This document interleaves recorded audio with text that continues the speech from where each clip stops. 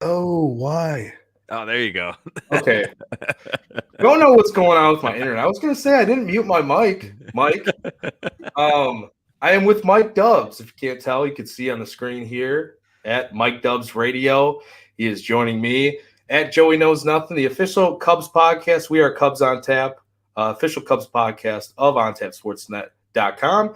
Follow at OnTap Sportsnet on all social media platforms. Dubs, how are you doing, man? I am excited to join or to have you join me today, even though we're on a 6-game losing streak. The Cubs are on a 6-game losing streak. I don't know what's happening. They snapped an 0 for 48 with runners in scoring position and still didn't score a run today off of that when they snapped it. So, Right. how are you doing, man?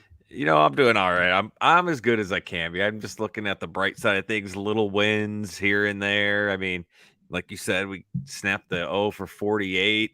I mean, Willie Harris not sending them. He sends everybody on anything. Why not just that? We're already down. Right. So just go ahead and send him. And if he's out, he's out. Oh, well, we're still getting our asses kicked. Yeah, I guess Willie wasn't paying attention to the streak there or something. I'm not Probably sure not. what was going on. Like, why wouldn't he? You're right. He sends somebody when situations like that completely you're just left wondering why you're sending the guy, and then he doesn't send him there to like, come on, man. We were just hoping for a hit with a runner in scoring position, and we finally got it, and we didn't get a run. But I mean, today, just we're gonna go throughout the whole series. We're gonna look through from Friday to Sunday, this 3-game set in New York, which turned out to be a disaster, as we kind of all predicted going into the Mm-hmm. series. I guess it's like it's the Yankees. They are the best. They have the best record in baseball for a reason. They are the Yep. best team in baseball right now for a reason. But it just kind of sucks when you look at that game on Friday night. Yep. You come off of basically 2 games, 2 days off because of the game in Baltimore, which we're gonna come back and spin back towards that Baltimore game here in a second when we talk about Keegan Thompson and his outing today.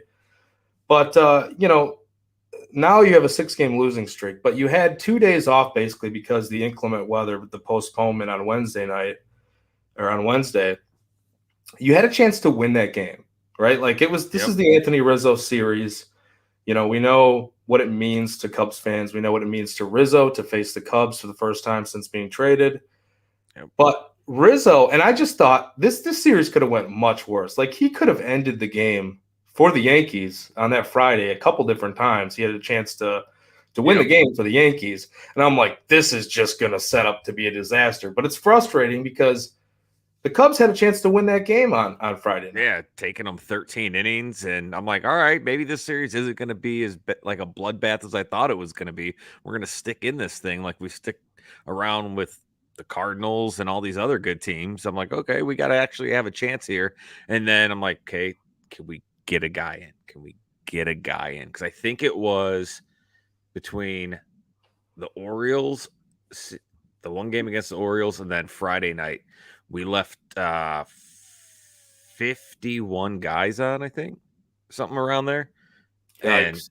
and I'm just like, you got to be kidding me. I go, if we get some of those in, we're winning ball games. But we just need guys to drive them in, and we need Homewood bats to get Patrick Wisdom his hockey puck bats back so he can start hitting dingers again, and Yeah. not good. Not good, man. Like I forget. I want to give credit to who did this, but somebody on Twitter made a thread of Patrick Wisdom. Like he kept extending the knob. Now Oh when you yeah, said that it, was oh my gosh, I follow him too. I know I do too. I just can't. I can't think of who it is, and maybe we can find that here as we're on. But he just kept like making the knob of his bat bigger, and I'm like, man, he looks like he's working on Rockford's roads right now because Rockford, the roads are just shitty, just horrible here in Rockford, Illinois. And it just looks like he's just trying to hammerjack, trying to fix something. But I don't Yeah. know, just reminded me of that. We John need John Teagarden. John Teagarden. Thank you, Yep. John Teagarden. Yeah, he's a good follow. He's hilarious on Twitter. Mm-hmm. Um, yeah, man. I mean, we needed a spark. We needed something. It's tough when you have guys in scoring position, guys that just left on base. Period. Especially when you get that extra runner on second base. It wasn't just the Cubs. in extra innings. I mean, the Yankees were doing it too. It took them 13 innings to win the game. So, and Jose Trevino. I mean, yeah, he's having a better year this year, but like, of all it's guys, Jose Trevino. Yeah. You know, like, and then of course the guy that he's potentially the Yankees fans want to replace, Kyle Higashioka, I believe that's how you say his name. Yeah. He hits 2 bombs today in the game today. So it's like the first 2 of the season, I believe. Yeah, first and second of the year. So, which, by the way, the second one off Schwindel, 31 miles an hour is the slowest pitch ever hit for a home run in the MLB now. Holy cow. Dude, I did not even realize that. I just saw it. I think MLB tweeted it out. I was like, come on, really? We're just breaking all kinds of records. We are. I mean, series. With the Swarmer thing, too. Swarmer, I think he's the second pitcher ever to allow 6 solo home runs in a game. That happened on Saturday with the 8-0 loss. Mm-hmm. And couldn't get any offense going in that game either. The only offense on Friday night was the Jason Hayward home run. Of course, right when the Cubs DFA Clint Frazier. Yep. Just baseball's dumb. Baseball is so dumb. I don't understand. It is. As soon as he hit it, every time I'm just like, well, everybody that was complaining to DFA him, now what? Now what, dude? Now exactly. Like, and the thing is too, with Hayward, you still have guys on the roster that, you know, Andrelton Simmons, Jonathan VR. Like, you couldn't find another spot for Hayward to play over.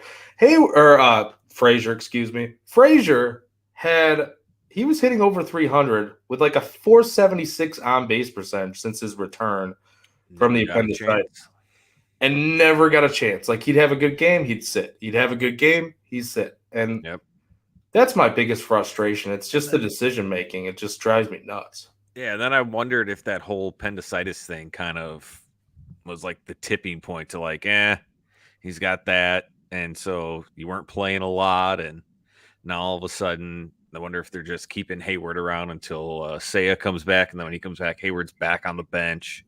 Yeah. Which I'm hoping he comes back soon. Apparently, he's 85 to 90%, I think is what they said on pregame. Did they say he had like a little setback or something? Something like that.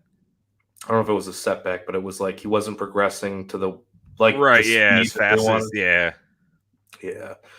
Ross is he's driven me nuts with his lineup, says Little Yumper here in the comments. I'm gonna pull that up. I mean, the lineups are one thing. Like, I can't stand Nico Horner hitting as low as he is in the lineup. Like, that's something that drives me absolutely crazy. I can't stand the fact that Hayward had a pretty solid series. I'm not going to say I can't stand that. I'm glad he had a solid series for the most part. When he's in there and he's contributing, he's going to the opposite field. I love Hayward. Like, I will defend Hayward as long as he's playing well, right? Like, I'm not going to sit there calling for his head. Especially if he is going to be a leader on this team, like just on the roster in general. But he doesn't need to play every day, and that's like my biggest thing. That's not exactly what Lil Yumper just said. Nico getting 4 hits in a game and then sitting the next game. It's like, come on, just let him keep going. You're cooling off his bat. I mean, he hits the ball so hard, pisses on it everywhere, spreads it around the yard, hustles, and now all of a sudden you're just like, you know what? Simmons, you're out there, and it's like, you just take an edible. I think, dude, there's no reason why Nico shouldn't be playing every day. Yep. Nico should be playing every day, and this goes back to preseason, right? Like, everyone wanting a shortstop. We need a shortstop. We need Carlos Correa. We need Trevor Story. We need whoever, right? Yeah. Would those guys have made the team better? Yeah, absolutely. But Nico Horner's proven that he can play shortstop. He's proven that he should be able to play it every day. And why, after a good game, just like with Frazier, why after a good game do you sit the guy? You don't get into any rhythm that way. And you're talking about a player that's near 300, at least he was for a while, in batting average for Nico Horner, playing great defense. I don't understand. Yeah, I don't get it either. What did he do today? Nico went 1 for 4 with a triple, I want to say. Did he have a triple? Yeah, he had a triple. Yeah, him and hat. Okay, yeah. Let's see if he starts tomorrow. Yeah, we'll see if that's the case. Against right-hander, he might overthink it. Put VR, a lefty versus the righty, and Yu Darvish. Yeah. I don't understand. Let's go to today though. Let's jump ahead to today because today was just horrible, and I just want to get this out of the way. 18-4, lost to the New York Yankees. I believe that's what the final score was. Dude, we knew it was going to be bad. Like, the pitching staff for the Yankees this season, one of the best in baseball, and they really held down the Cubs in these 3 games. But the hitting, I mean, first in barrel rate, first or second in hard hit rate. Like, this team, when Giancarlo Stanton gets a hold of the ball like he did yesterday, it just looks different, right? When he hits a ball that's a rocket, it's an absolute rocket. Same with Aaron Judge. He's playing out of his mind, leading the majors in homers. He's the MVP front runner, I think, at this point. He went 3 for 6 today, a couple runs. Rizzo had a solid day today, 2 for 6, 2 runs, RBI. Matt Carpenter, dude, what in the world? Matt Carpenter, 6 of his 8 hits with the Yankees have been home runs, and he just leaves the Cardinals and just continues to kill the Cubs. I don't get it. Oh, yeah, all the time. And then he's basically just middle fingering everybody right now that just passed on him. And he's like, you know what? Here we go. I'm going to win a championship with New York. I think it's the mustache. Ooh, that stash is it's kind of cool looking. I'm not going to lie. I'm kind of feeling the stash. But yeah, I mean, 7 RBIs today. Jesus Christ. And then they were talking about, Mariucci made him some special bat for his swing and whatever. And I'm like, Jesus. I was like, can our guys get special bats? Can you make a special wisdom? Yeah. I mean, yeah, why not? His salsa is trash. His salsa? Yeah, it's trash. Oh, his salsa. That's what Little Yumper said. I love that. I can't believe that people still remember that too. Yeah. That's amazing. No, yeah, man. To kind of start this whole thing off today with the outing of Keegan Thompson. Yeah. We didn't even talk about Wade Miley leaving the game early on Friday after he just came back off the IL. Looks like another injury for him. Swarmer didn't have the greatest outing, obviously, on Saturday, but today, after his game on Tuesday, which he got rocked, he gave up 3 bombs in that game, 7 earned, I believe, in 3 innings pitched. It just was not a good outing for Keegan on Tuesday, and today he didn't make it through the first inning. I mean, I'm like, he was nibbling a lot.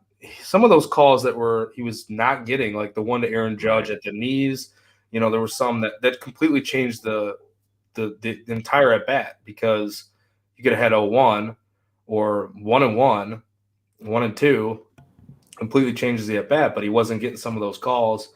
And, and then Wisdom made the error on the pop up there that, what are we doing? He called for it and then just kind of stuck his glove out, closed his eyes. That's a little league error.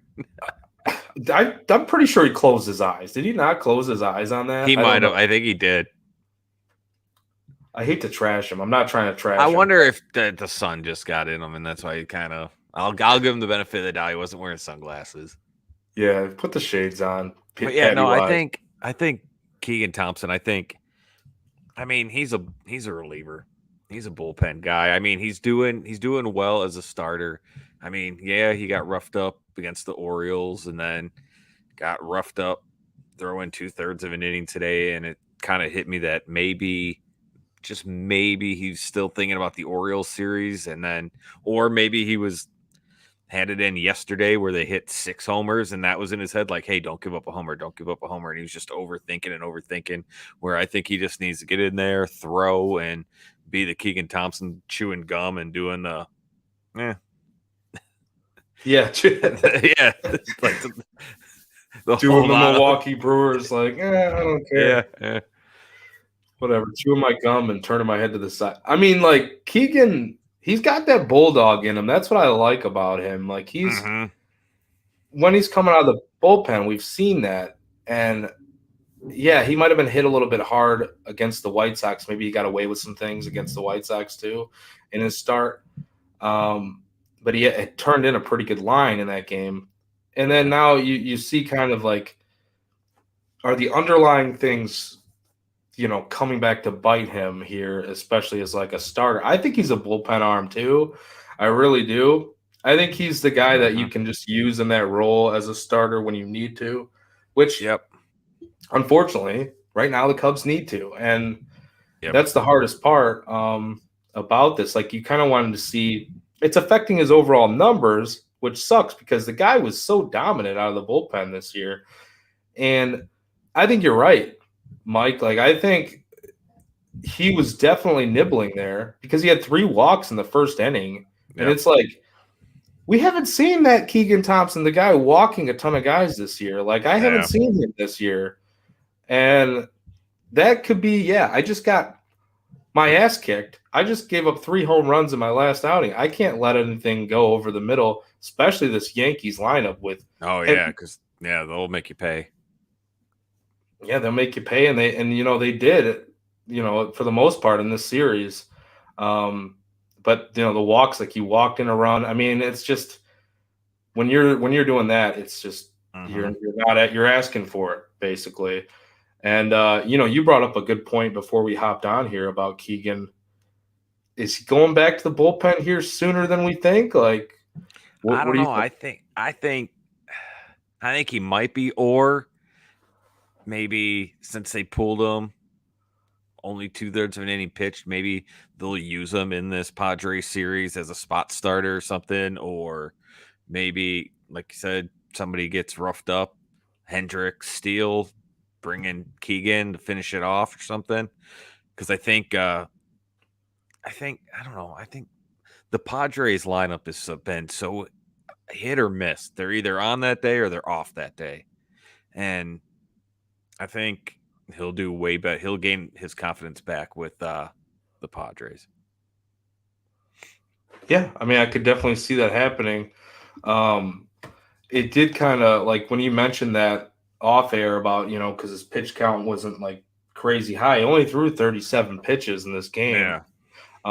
Maybe that does mean, hey, they're going to use him out of the bullpen against the Padres because he didn't get that many pitches in this game. But a lot of those were also high leverage pitches because just the situation that he put himself in that first inning. But so that the 37 pitch count, it really probably felt like more like 50 for Keegan in that situation. But it does kind of, now tying this all together with this rotation, right?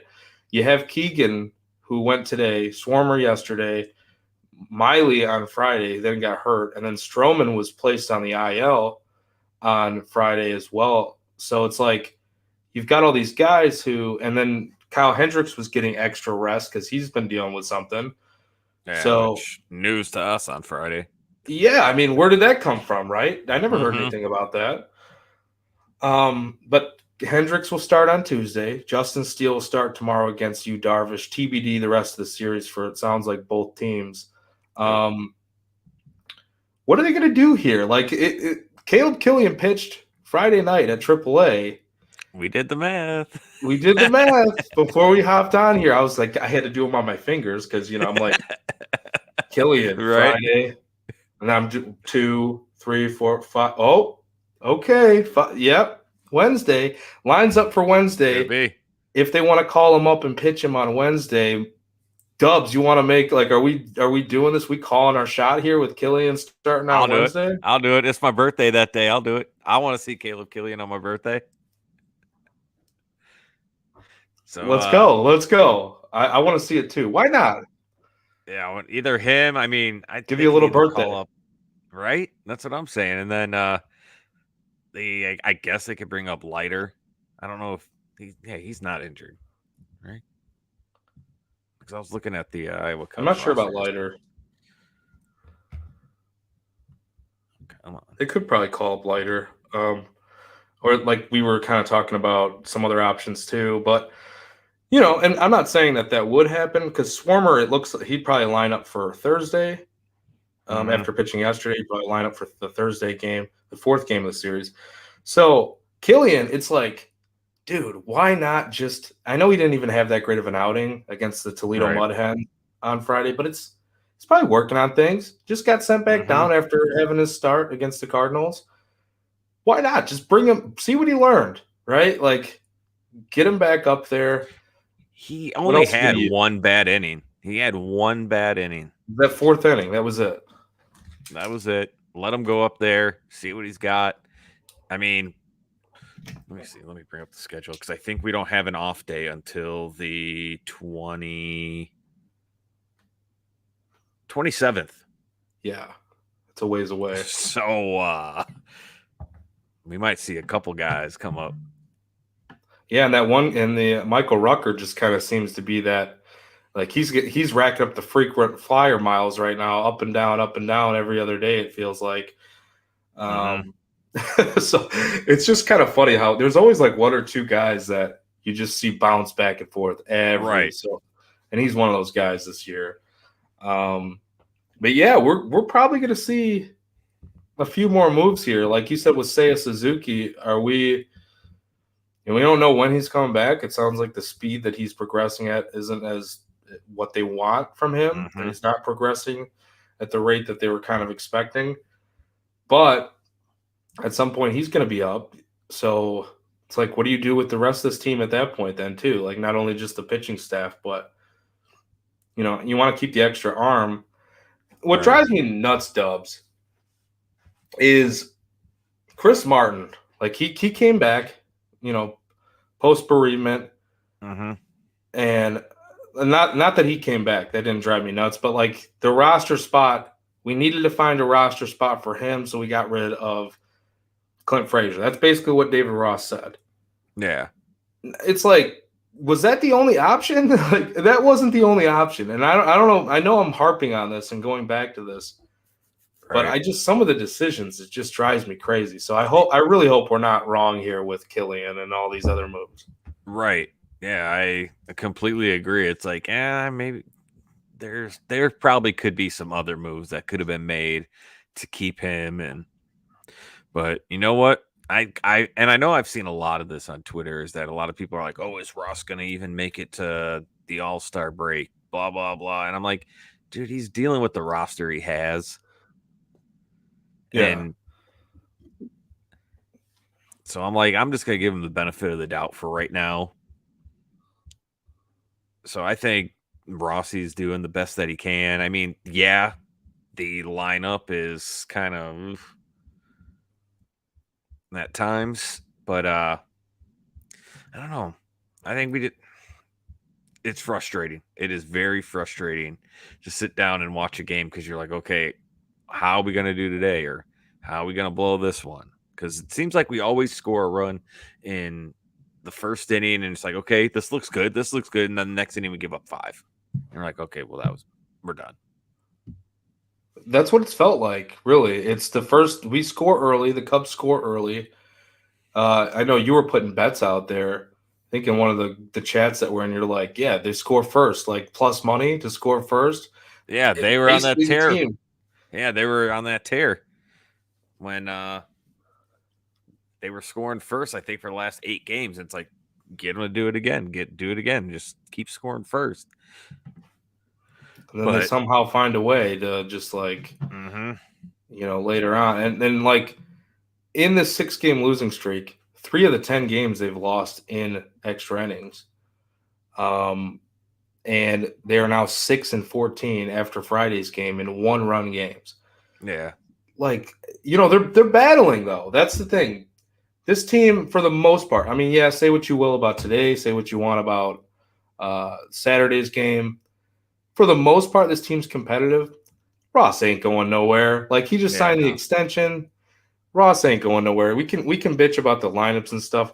I'm more upset about, so there are times where I'm just like, why is this guy in the lineup? But who's telling them to put him in the lineup? That could be a case of that too. True. I don't know. I'm not really overly concerned about. We'll find out about Ross. Like when this team's really ready to compete? Yep.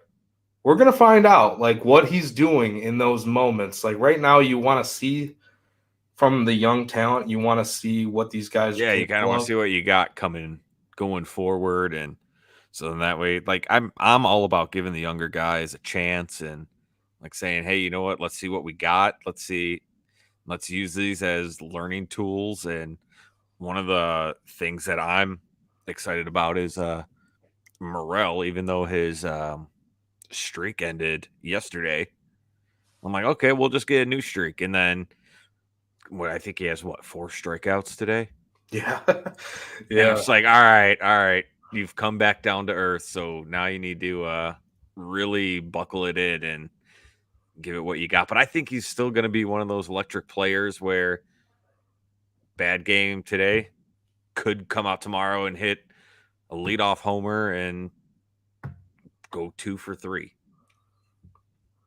yeah. He's an electric type of player that I wouldn't put it past him to go on another 10-game on base streak right after these 2 games of not getting on base. Like, yeah, he needs to buckle down. I one thing they brought up on the broadcast, and I actually was about to include it in an article that I was supposed to release days ago, and now I got to kind of adjust it because other people are talking about it. So I'm like, oh, like it's not like I'm coming up with this brand new thing here, but Right. like his on base, the way that he does it with his 2-strike approach, Yeah, I saw you that. know, Yeah. the crouching and the getting kind of bent knees and kind of Yep.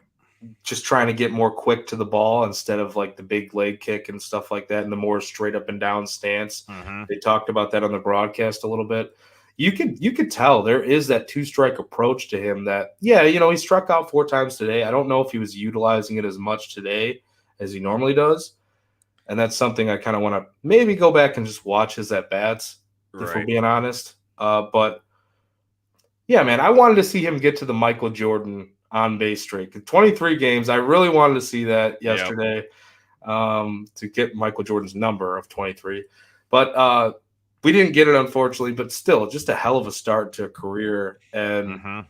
he's electric, dude. Like he needs to buckle down here and kind of take this as like, all right, don't let it rattle him. Right. Yep. But I love what we're seeing so far from Morel. Which, yeah, I'm sure he won't let it rattle him because, I mean, you have Wilson Contreras there kind of like mentoring him and kind of like telling him, hey, just breathe and kind of because I've loved Morel and Contreras in the 1-2 because it's literally just like, all right, you get on, I'll hit you in, or we'll both hit homers, which I'm waiting for that to happen is where they just go back to back, which I think they have actually.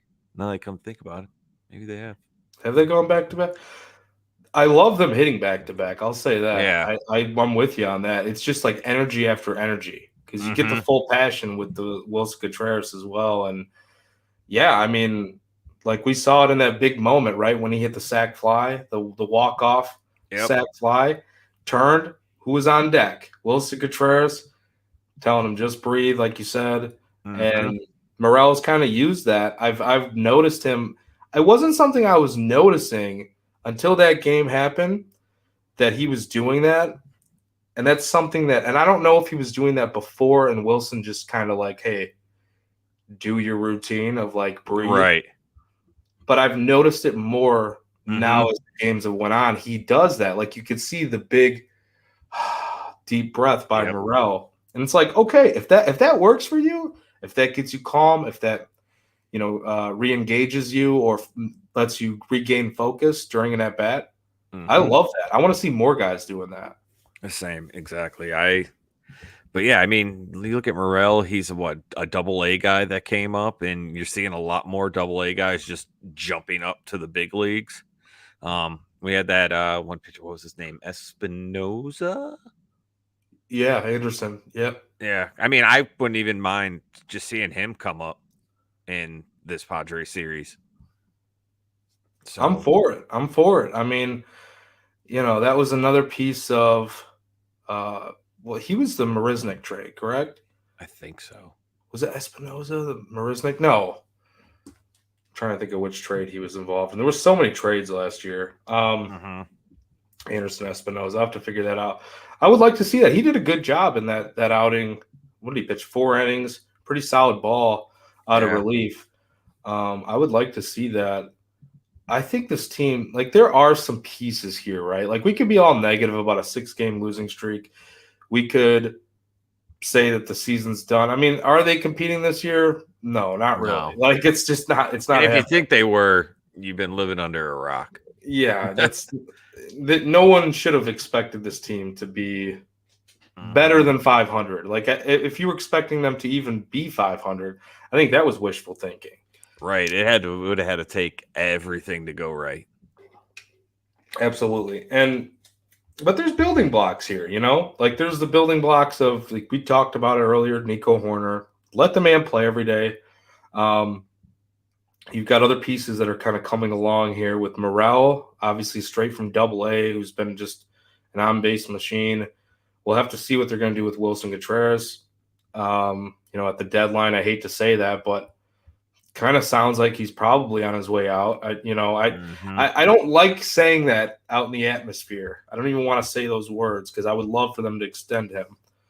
But it just seems like that could be a real thing here. And yeah, I mean, you've got some other guys too that are they're like knocking on the door of coming back up. Like Nelson Velasquez at some point, he'll be back up.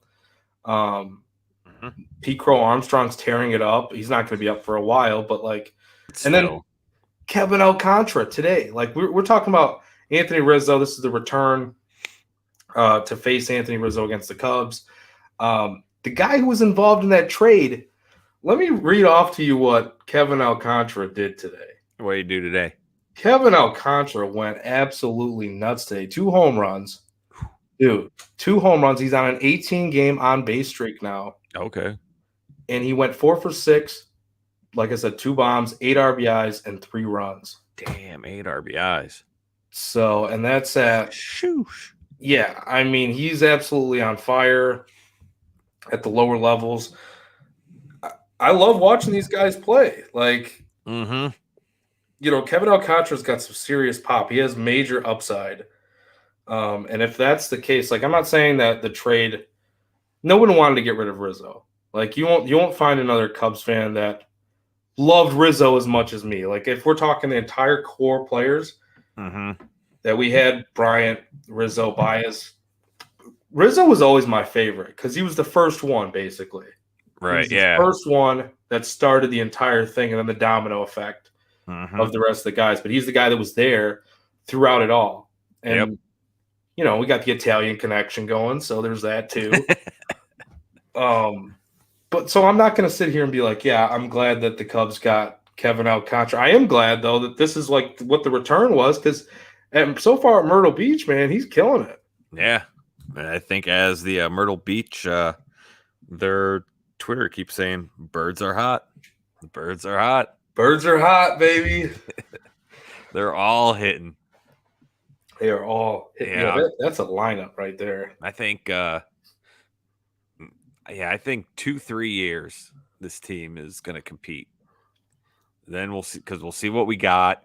Guys will have developed. Hopefully we spend money. We get some pitching. We get maybe a good top free agent.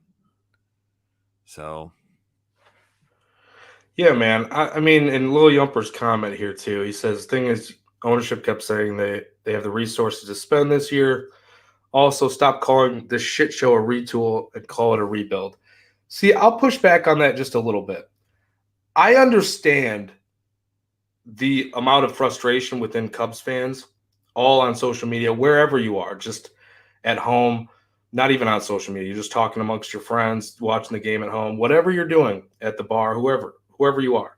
I understand the frustration within the not spending money thing and the resources that they have to spend. You know that because you know that the team has money, the organization has money. I get that. For me personally, I don't need to hear it's a rebuild and not a retool because I can see, right? I can see where the dominoes are going. I can see what they're doing. I don't need to be told, like, are they kind of lying to us and being like, I don't know what the word is right now that I'm looking for, but deceiving in a way. like of saying retool and not rebuild, yeah, it's kind Right. of deceiving. But like, as long as you are looking at it as it's a rebuild and not a retool, I'm okay with that. Like, I don't need to be told that that's what it is because I can kind of see where it's going now. But I also understand fans' frustration of like, you're lying to us, right? Like, I don't. Nobody wants to be lied to. Nobody wants to be, as a fan of any team, Right. told something and then the team does something else. And that's where the frustration comes from. And I totally understand where fans are with that. How do you feel about like all this Dubs? Like what Little Yumper had to say here too? No, I get some people, they want to be told exactly, just like, hey, this is exactly what we're doing. So this is what we know what the plan is. And with them saying, oh, hey, it's gonna be it's literally a like, okay, hey, we're just gonna retool because that's what we're calling it. That's what everybody is calling it, is when you just retool it. It's kind of like, yeah, it's a rebuild, but it's not a rebuild. And I think, what do the Dodgers do? They call it a reload, where they just keep reloading players. And I think that's what Chicago has. And honestly, I have to 100% agree with Anthony Rizzo when he said that the Cubs should be competing every year. There's no reason for it. But I mean, if you just look at the lineup and you can tell, okay, yeah, it's a rebuild. Like, I don't need anybody to tell me. I already know what it is. And I mean, yeah, you got people on social media or even on the network saying, hey, this is just a retool, blah, blah, blah. And you're like, is it though? Is it? And I don't know. I guess it's to each his own. I'm not going to tell anybody how to fan, but I know it's a rebuild.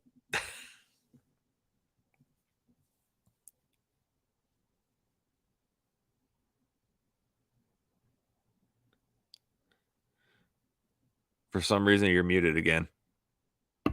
And that's the thing too. Sorry. Very unprofessional of me while we're live on here. I told you I wasn't feeling the greatest before No, coming I out know. of here, Dubs. So I'm just going to blame it on that. There you go. No, man. Like that's the thing too. I'm not going to tell anybody how to fan. Like you said, Dubs, and like Lil Yumper, he's still saying about them basically kicking segments off their network when people mention the rebuild, and that's wrong, right? Like there shouldn't be. They're not lowering ticket prices. Like you know what I mean? Like for the product on the field, I understand all that. Like at some point, you need to kind of basically do what you're doing. Like you need to and respect the fan base that is making you so much money because the Right. fan base does. That's the only reason why they have so much money. Yeah, they have other investments and things like that, the investments around the ballpark. But that's what people are getting frustrated about too, because you have so many of these other investments. You're not putting so much of the money towards the product on the field. And the thing with me is, though, once I see that it's like this rebuild, to me, I feel like you spend money smartly. And I'm not saying that it wouldn't have been smart to spend money on Carlos Correa. It wouldn't have been smart to spend money on Trevor Story, right? Wouldn't have been smart to extend at least one of the three players that you traded at the deadline last year. But to me, it's like they're trying to line this thing up. They're trying to maximize these guys the window when these guys come up, while also they had to reboot the entire farm system because let's be honest, the farm We didn't have system, shit. it was trash. Like it might not be one of the highest ranked farm systems now because everybody when they rank like nationally when they rank farm systems, they look for how many top 100 prospects you have, how many top 50 prospects you have, and the Cubs don't have a ton of those yet, although some are coming and more are about to be in there. But Right. when you look at like the depth of this farm system, the depth of the farm system is so freaking good right now because of what they did, especially in the trade market. And people will say, hey, this is not like homegrown talent when this talent gets here. To me, it's all homegrown talent. When you trade for a prospect, they're still a prospect.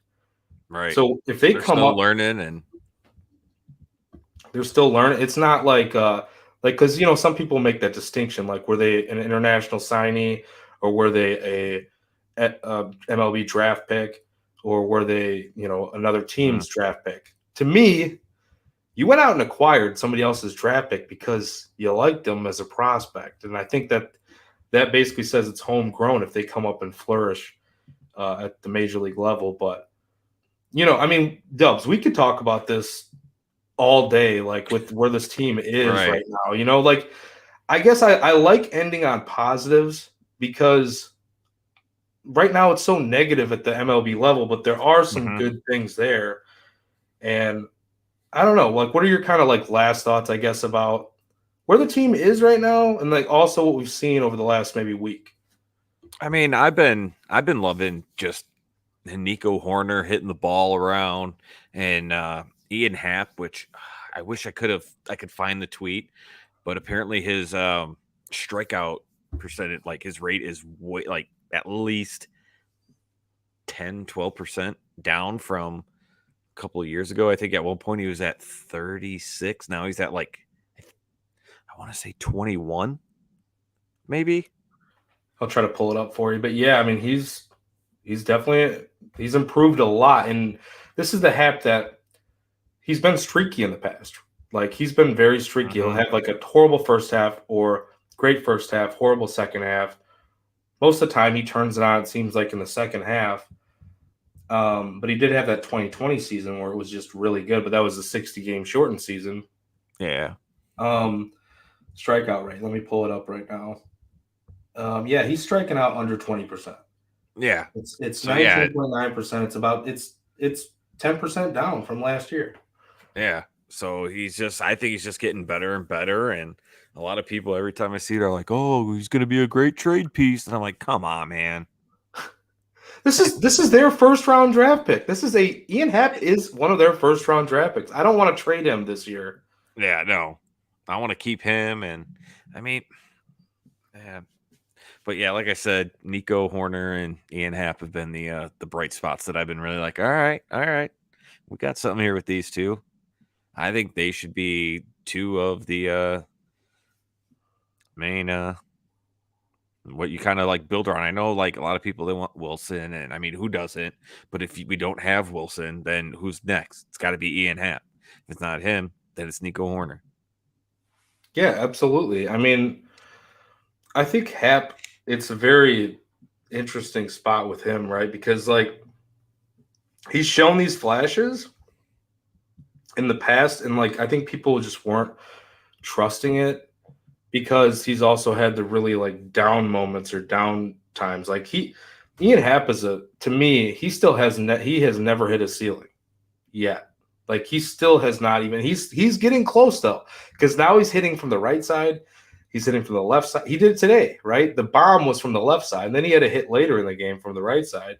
He didn't even get out today. Like, he got on base every time. Right. Um, we're seeing it from Hap. I love it because yeah, he's still a part of this team now, and some people are going to say, well, you should trade him. They have him basically, with arbitration, they have him under control through next season.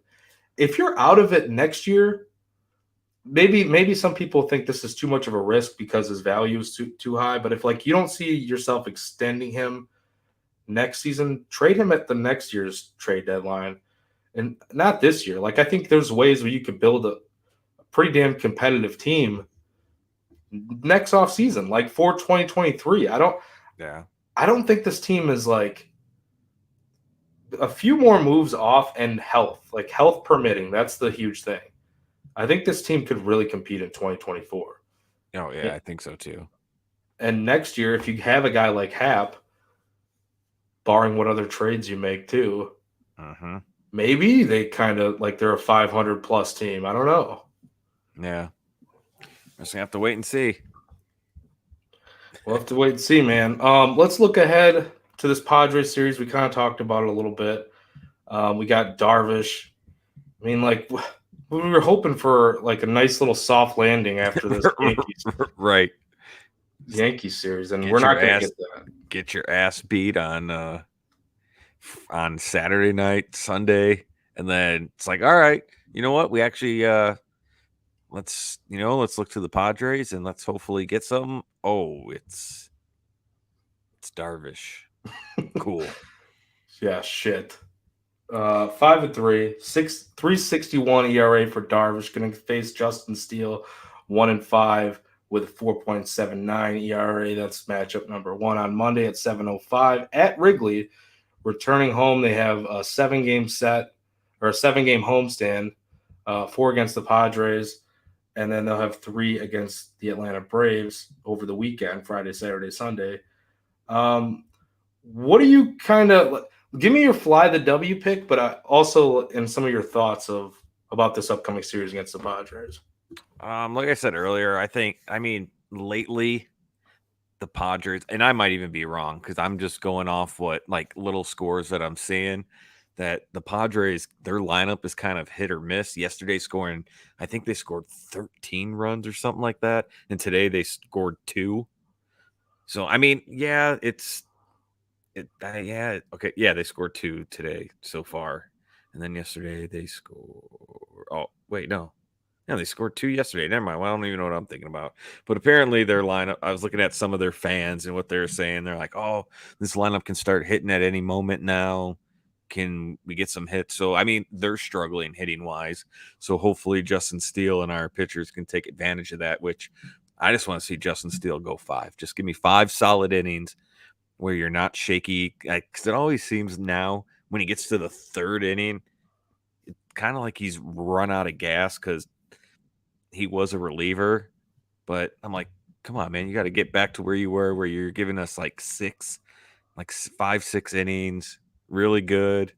So, but and my fly the W pick, I think is going to be Nico Horner because that dude just sprays the ball all over the yard. He doesn't care what pitcher you are, he's going to hit you. I love it. I love it. Nico Horner is always a good pick to go ahead and roll with. I'm going to go ahead and say Ian Happ because I just want to ride this.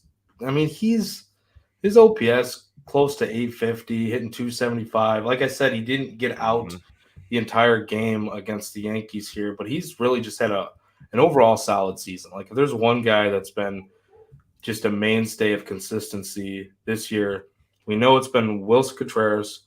Out of the guys in the lineup, Contreras has been really good. Horner, Happ, and Morel throughout this, his short career so far. But Happ has just been that guy. You punch him into that 3 spot in the order, making things happen. He's knocking guys in, or he's hitting a solo home run, or he's scoring a run. Like there's always something good happening for me and Happ, it feels like. So right. I'm going to go ahead and roll with him, returning to Wrigley. That'll be my fly the W pick. I'm hoping that some of the better bullpen arms can get into games here instead of like I'm sick of seeing Daniel Norris and Sean Newcomb. He returned today. He looked awful. I was high on him when he made the trade because I'm like, all right, Jesse Chavez is old. Newcomb's got potential. The breaking ball is kind of nasty, but just I don't know, man. I really don't know about Sean Newcomb at all. They need that real consistent lefty. Maybe Brandon Hughes is that guy. Right. Yeah. Maybe. Definitely. I like him because he's got Brandon Hughes has some nasty stuff, and I don't know what the timetable is for Ethan Roberts. Yeah, I don't know either. So hopefully we get him back at some point because he was doing really well. But I think it's just this series is going to be another buckle it up and get ready. Avoid Manny Machado, avoid Luke Voigt. Those righties, Justin Steele needs to kind of because I think when the Padres said that Fernando Tatis would be ready in June, I was like, he's going to come back during our series. Watch this. But I was looking at it, I goes, all right, he's on the 60-day IL, so we're still good. Yeah, he's not coming back. Thank God, because they already have enough, punch in their lineup when they're clicking. So it's like, yeah, we'll just keep that guy on the IL just for at least one more series. Hopefully he can come back soon though, because he's great for the game. I love watching him play. Same. Dubs, thank you, man, for joining me today. Yeah, thanks for having me. Absolutely. We're going to do this again. This is the first time that me and you have actually just done like a show together, and we'll get Ron at Loose on Tap and Juice at Juice on Tap on here again. We'll probably do like a full board show here coming up soon. I think we're gonna have an episode or live show on Thursday after the Padres Cubs series. Cubs Padres. You got to mix the order. It's Cubs first. It's always Cubs first. Cubs Padres series. Thursday night we'll probably do an episode. But yeah, man, this has been great.